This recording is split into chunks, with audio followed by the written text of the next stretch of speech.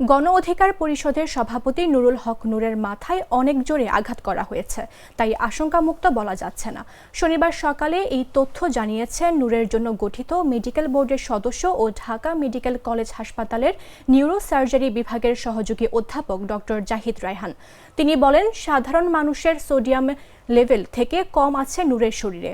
এই লেভেল না বাড়লে আরও ঝুঁকিতে পড়বেন তিনি।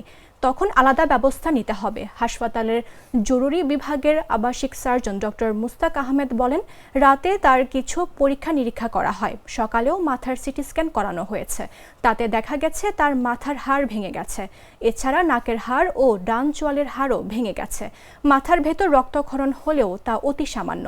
তার চোখ মুখ ফোলা রয়েছে, চোখেও রক্ত জমা আছে, তবে শরীরের কোথাও আঘাত দেখা যায়নি।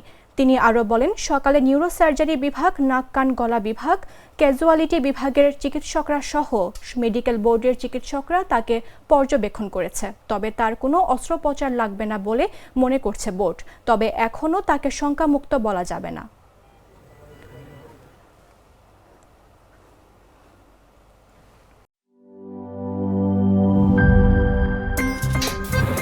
আমার একটা স্মার্ট সিদ্ধান্তে 25% গ্যাসের খরচ কমেছে। ভাবছেন কিভাবে? সাধারণ গ্যাস স্টোভ বদলে আমি এনেছি আরএফএল গ্যাস স্টোভ। এর সাইন্টিফিক নজল ও ব্রাস বার্নার ক্যাপ সমানভাবে তাপ ছড়িয়ে রান্না করে দ্রুত। তাই গ্যাসও বাঁচায় 25%, টাকাও বাঁচে 25%। আরএফএল গ্যাস স্টোভ, নিরাপদ ও গ্যাস সাশ্রয়ী।